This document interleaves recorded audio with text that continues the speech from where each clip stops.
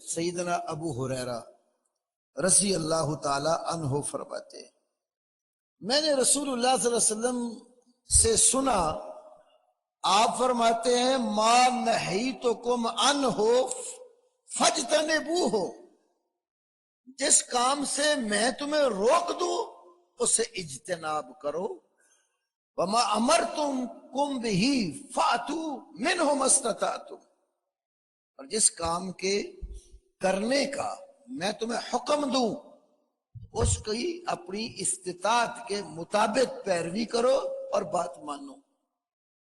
فَإِنَّمَا أَهْلَكَ مَنْ كَانَ قَبْلَكُمْ كَثْرَةُ مَسَائِلِهِمْ وَاخْتِلَافُهُمْ عَلَىٰ أَنْبِيَائِهِمْ، تم سے پہلے جتنی امتیں گزری ہے نا، ان کی تباہی اور ہلاکت کا سبب کیا تھا؟ وہ اپنے پیغمبروں سے بہت زیادہ سوال کرتے تھے اور ان کے ساتھ اختلاف کرتے تھے۔ پیغمبر سے بلا وجہ سوال کرتے چلے جانا اور پیغمبر سے اختلاف کرنا یہ ہلاکت اور تباہی کا باعث۔ نبی پاک صلی اللہ علیہ وسلم کی حیات مبارکہ میں بعض اوقات کچھ ایسے واقعات پیش آئے کہ کچھ لوگوں نے رسول اللہ صلی اللہ علیہ وسلم کو ایسے ایسے مسائل آپ سے پوچھے جن کی کوئی حاجت اور ضرورت نہیں تھی۔ تو اللہ کے نبی صلی اللہ علیہ وسلم کی ایک دوسری حدیث میں ہے، یہ شیخ البانی علیہ رحمہ اس کو سلسلہ صحیحہ میں لائے، ویسے یہ بخاری مسلم میں بھی ہے۔ آپ نے فرمایا دعونی ما ترکتکم، جب تک میں تمہیں چھوڑے رکھوں تو مجھے چھوڑ دو، میں تمہیں کوئی بات نہ بتاؤں تو مت پوچھو۔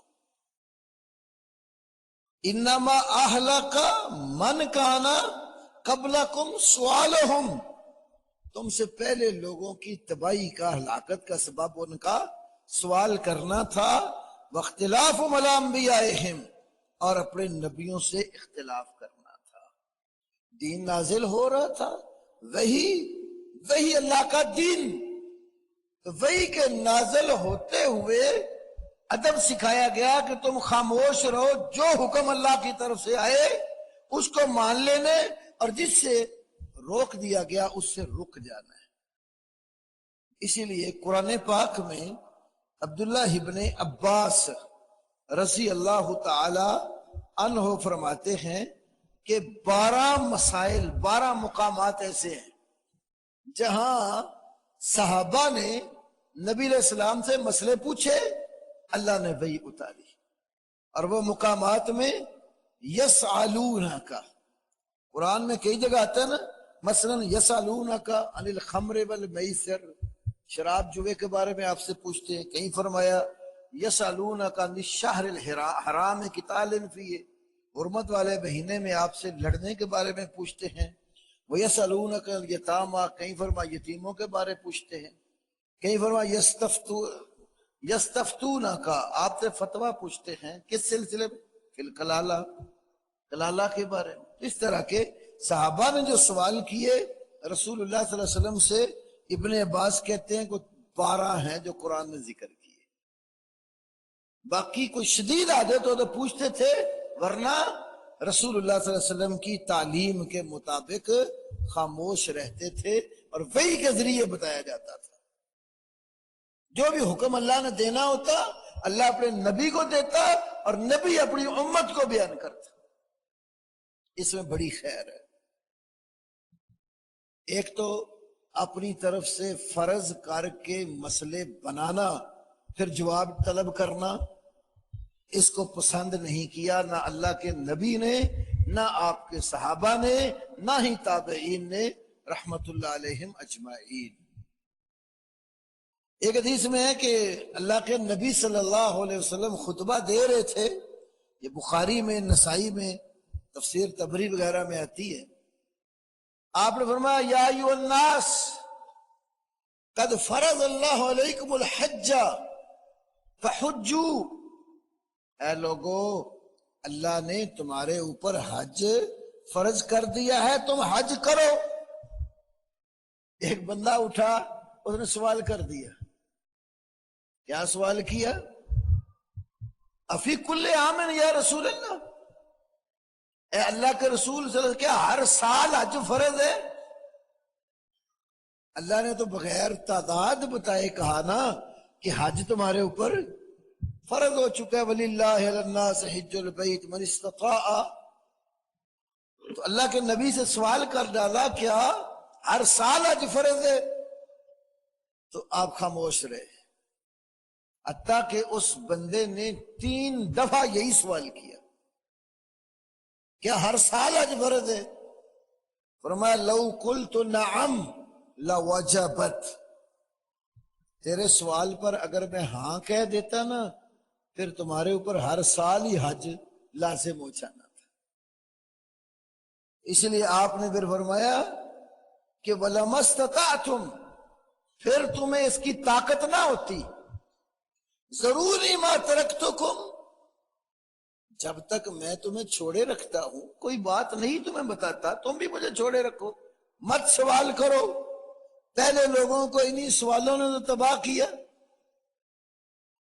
اسی طرح ایک صحابی نے اللہ کے نبی صلی اللہ علیہ وسلم سے کہہ دیا، اگر میں اپنی بیوی کے ساتھ کسی غیر آدمی کو پالوں تو پھر کیا میں گواہ ڈھونڈتا پھروں؟ قرآن نے یہی کہا نا کہ زنا کی کوئی بات کرتا ہے کسی کی، اس پر 4 گواہ پیش کرے، اگر گواہ پورے نہیں تو حد قذف ہے، سورہ نور میں۔ تو اللہ کے نبی صلی اللہ علیہ وسلم نے انہیں کہا، اللہ کے بندے تم اپنی غیرت کی بات کرتے ہو تو یاد رکھ، انا اغیر منکا، میں تجھ سے بڑا غیرت مند ہوں، واللہ اغیر منی، اور اللہ مجھ سے بڑا غیرت مند ہے، اور اللہ نے اپنی غیرت کی وجہ سے ہی چیزوں کو حرام قرار دیا ہے۔ تو اجازت نہیں دی کہ جو چیز واقعی نہیں ہوئی اس پر سوال کرو۔ جب کوئی چیز پیش آ جائے پھر مسئلہ پوچھنے کی شریعت اجازت دیتی ہے۔ اور جن لوگوں نے کوئی صورتحال پیش ہی نہیں آئی، فرض کرو اگر ایسے ہو جائے، فرض کرو اگر ایسے ہو جائے تو کیا حکم ہوگا؟ ایسے مسائل کیے نا، پھر وہ خود بھی گمراہ ہوئے اور دوسرے لوگوں کو بھی انہوں نے گمراہ کیا۔ ایک مثال دیتا ہوں آپ کو میں، عبداللہ ابن عمر رضی اللہ تعالی عنہ، بڑے نیک صحابی تھے، حضرت عمر کے بیٹے۔ تو ایک بندے نے عبداللہ بن عمر سے پوچھا، یہ جو حجر اسود ہے اس کا استلام کرنا، پہلے بوسہ دیتے ہیں، بوسہ کا موقع نہ ملے تو ہاتھ یا چھڑی ہے وہ لگا لیتے ہیں، اور اگر وہ بھی نہ ہو، ایسی صورت نہ بنے، تو پھر جہاں ہے اس کی سیدھ میں اشارہ کر کے تکبیر کہہ کے طواف شروع کر دیتے۔ تو وہ رسول اللہ صلی اللہ علیہ وسلم کے صحابی عبداللہ بن عمر سے جب استلام کا پوچھا تو حجر اسود کا، انہوں نے کہا رأیت النبی صلی اللہ علیہ وسلم یستلمہ ویقبلہ، میں نے تو اللہ کے رسول صلی اللہ علیہ وسلم کو دیکھا ہے، اس کا استلام بھی کرتے تھے اور اس کو بوسہ بھی دیتے تھے۔ تو وہ پھر کہنے لگا ارأیت ان غلبت علیہ، آپ مجھے یہ بتائیں، ارأیت آپ کا کیا خیال ہے، یہ ایک معنی ہے، یا اس کا معنی ہوتا ہے مجھے خبر دو۔ ارأیت ان غلبت علیہ، اگر میرے اوپر غلبہ پا لیا گیا، میں مغلوب ہو جاؤں، نہ یہ کر سکوں۔ ارأیت ان زوحمت، آپ کا اس بارے میں کیا خیال ہے کہ اگر رش میں پھنس جاؤں تو پھر استلام کروں یا بوسہ دوں، کیا کروں؟ وہ بار بار ارائیتا کہہ کے مسئلہ پوچھتا ہے کہ آپ کا کیا خیال ہے اگر یہ صورت پیش آ جائے، یہ صورت پیش آ جائے، رش ہو جائے، میں گر پڑوں، لوگ مجھ پر غالب آ جائیں تو کیا کروں؟ تو ابن عمر رضی اللہ عنہ اس کو پتہ کیا کہتے ہیں؟ اجعل ارائیتا بالیمن، یمن سے آیا تھا یہ جو ارائیتا ہے نا، تیرا کیا خیال ہے، تو کیا کہتا ہے، یہ ارائیتا نا یمن میں رکھ کے آ۔ رأیت النبی صلی اللہ علیہ وسلم یستلم ویقبلہ، میں نے اللہ کے نبی کو دیکھا ہے آپ استلام بھی کرتے تھے اور بوسہ بھی دیتے تھے۔ تو نبی کا عمل جب تمہیں بتا دیا تو پھر یہ کیا سوال ہے کہ تمہارا اس صورت میں کیا خیال ہے، ایسے ہو جائے تو پھر کیا خیال ہے؟ صحابہ اس کو ناپسند کرتے تھے۔ ہاں آپ کے ساتھ کوئی صورتحال پیش آ گئی ہے نا تو آپ کو مسئلے کا پتہ نہیں ہے، پھر آپ مسئلہ پوچھیں، اور اگر کوئی صورت پیش ہی نہیں آئی تو مسئلہ فرض کر کے پھر آپ پوچھیں کہ اس کا کیا حکم ہے۔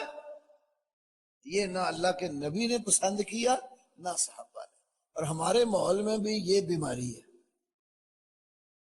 اللہ کا فضل ہے الحمدللہ، ملک کے طول و عرض میں بہت جگہوں پر مجھے سوال و جواب کی نشستیں کرنے کا اللہ نے موقع دیا، تو کئی لوگ بڑے اوٹ پٹانگ سوال پوچھنا شروع کر دیتے جن سوالوں کا نہ بندے کے عقیدے سے، ایمان سے کوئی تعلق، نہ ان سوالوں کا ہمارے عمل سے کوئی تعلق۔ مثلا عوام میں جو باتیں کئی مشہور ہیں نا، جی بتاؤ آدم علیہ السلام کا نکاح کس نے پڑھا تھا، حق مہر کتنا تھا؟ ہمارے گجرات میں عالم تھے، ان سے کسی نے یہ سوال پوچھا، وہ کہنے لگے اچھا یہ بتا کہ نبی ٹوٹل کتنے آئے؟ کہنے لگا 1,24,000 کے قریب۔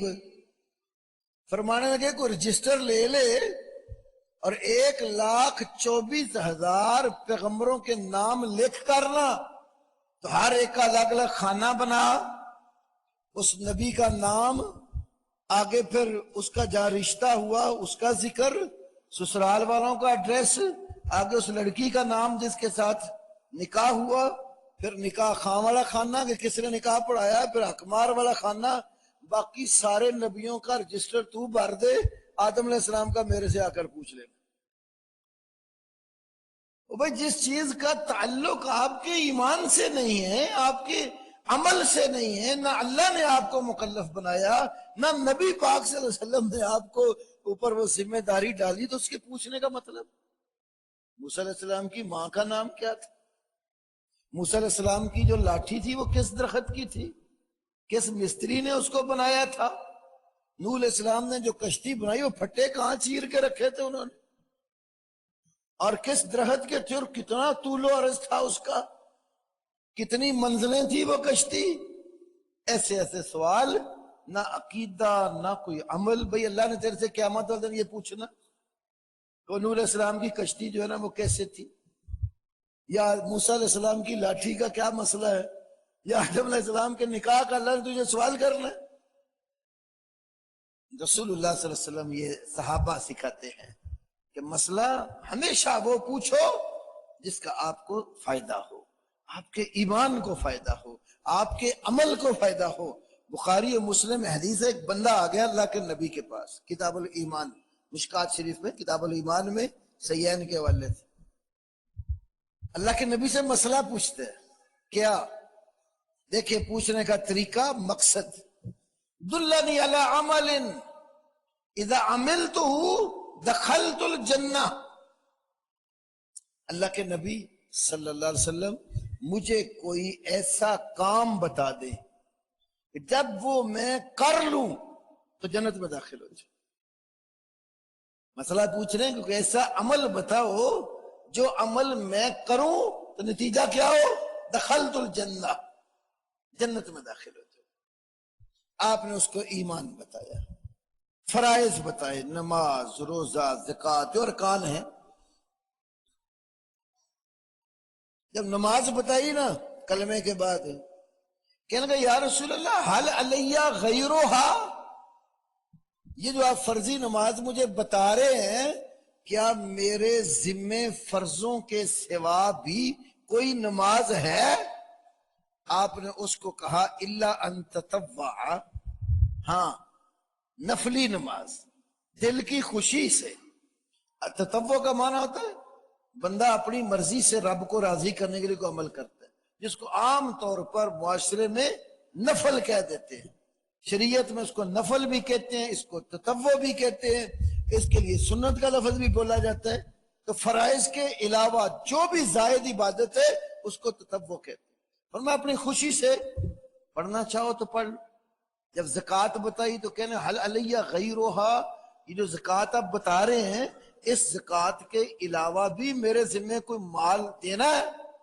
یہی کہا الا ان تطوع، ہاں خوشی سے تم کوئی مال اپنی مرضی سے دینا چاہتے ہو تو دے سکتے ہو۔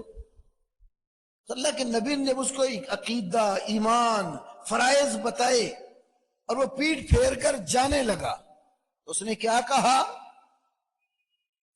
کہنے کا واللہ لا ازید ولا ھذا ولا انقص، مجھے اللہ کی قسم ہے جو بات آپ نے مجھے بتا دی ہے نہ میں اس میں اضافہ کروں گا نہ میں کمی کروں گا، جو آپ نے بتا دیا پورا اس پر عمل کروں گا۔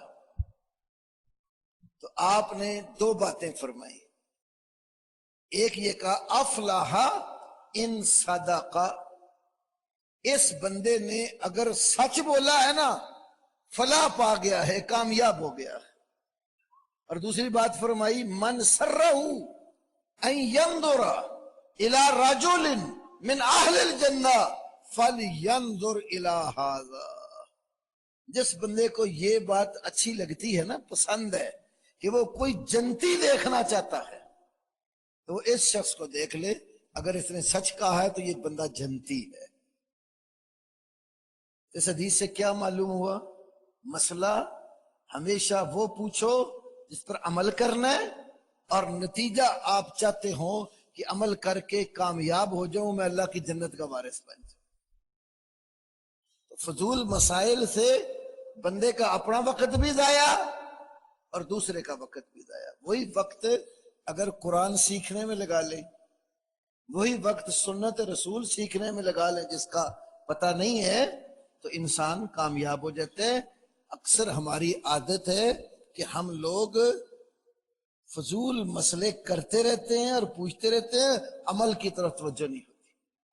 کہیں بھی بیٹھ جاؤ نا، یہ بھی ایک بڑا لطیفہ ہی ہے، مسئلے کا شریعت کا علم ہو یا نہ ہو، قرآن پڑھنا آتا ہو یا نہ ہو، اب عام عوام میں دیکھ لیں، دو چار بندے بیٹھے کو مسئلہ چھڑ جائے نا، ہر بندہ اپنی رائے دے گا، میرے خیال میں یہ یوں ہے، وہ کہے گا میرے خیال میں یوں ہے، نہ اس کو قرآن کا پتہ نہ کوئی سنت کا پتہ۔ جیسے بندہ بیمار ہو نا تو ملنے والے، محبت کرنے والے سارے ہی کوئی نہ کوئی نسخہ بتاتے ہیں۔ میرے باپ کو بھی یہی بیماری لگی تھی اور اس نے یہ چیز کھائی تو ٹھیک ہو گیا۔ اب وہ بتانے والا تو ٹھیک ہے اپنی جگہ مخلص ہوگا، اس کو یہ پتہ نہیں ہے کہ جس کو میں بتا رہا ہوں اس کا مزاج کیا میرے باپ جیسا ہے، کیا جو چیز میرے باپ کو نفع دے گئی وہ اس کو بھی دے گی کہ نہیں، کوئی پتہ نہیں۔ وہ حکمت بھی ضرور کرے گا، اپنی جگہ پورا ڈاکٹر بھی ہے اور مفتی بھی ہے۔ اللہ کے بندو، ہمیشہ مشورہ کسی کو دینا بھی ہو نا تو اس چیز کا دو جس کے آپ اہل ہیں، جس کے آپ اہل نہیں ہیں نا مت کسی کو مشورہ دو۔ مسئلہ بھی وہی بتاؤ جس کا آپ کو پتہ ہے کہ یہ رب کے قرآن میں ہے یا رسول اللہ کی سنت میں ہے۔ جس کا پتہ نہیں ہے نا تو اس سے خاموشی اختیار کرو۔ ایسا نہ غلط مسئلہ اگلے کو بتا بیٹھ وہ عمل کر لے، بتانے والا بھی مارا گیا اور جس نے عمل کیا وہ بھی مارا گیا۔ یہ چھوٹا کام نہیں، بہت بڑی ذمہ داری ہے۔ اس لیے مسائل ہمیشہ ایک تو بامعنی پوچھیں، نمبر دو مقصد آپ کا عمل کرنا ہو، نمبر تین جس مسئلے کا آپ کو پتہ نہیں ہے وہ مسئلہ مت کسی کو بتاؤ، پتہ ہو معلوم ہو کہ قرآن اور سنت میں یہ مسئلہ اس طرح پھر بتاؤ۔ میں نے ایسے ایسے لوگوں کو دیکھا ہے، سنا ہے، وہ قرآن کا نام لے کر بتا رہے ہوتے ہیں، پڑھتے کوئی کسی کے عربی کے الفاظ ہے کہ یہ قرآن کی آیت، اور ایسے ایسے لوگوں کو بھی پڑھا ہے جو اپنی جگہ بڑے علامت الدہر شمار ہوتے ہیں اور احادیث کو ایسی ایسی جگہوں کی طرف منسوب کر دیتے ہیں جہاں کوئی سر پاؤں ہی نہیں ہوتا۔ ہمیشہ بات پختہ کرنی چاہیے، کچی بات نہیں کرنی چاہیے۔ قرآن اور سنت یہ دین ہے، اللہ نے وحی کے ذریعے اللہ کے نبی کو دیا ہے، اسی لیے آپ کے دور میں حکم یہی تھا، پیغمبر جب تک نہیں بتاتا خاموش رہو، پیغمبر بتائے تو دین سمجھ کے اس پر عمل کرو۔ تو غیر پیغمبر کی بات نہ دین ہے نہ وہ کوئی نجات کا ذریعہ ہے، بات صرف پیغمبر کی بتائی ہوئی دین ہے، عمل پیغمبر کا بتایا ہوا دین ہے، جو مسئلہ اللہ کے نبی نے بتایا وہ دین ہے، اور جو ان کے بعد آیا ہے جس پر نہ قرآن ہے نہ کوئی سنت کی دلیل ہے وہ قطعاً دین نہیں ہے، وہ بتانے والا بھی گمراہ ہو جاتا ہے اور اس پر چلنے والا بھی گمراہ ہو جاتا ہے۔ اللہ پاک ہمیں کتاب و سنت کو سمجھنے اور اس کے مطابق عمل کرنے کی توفیق نصیب فرمائے۔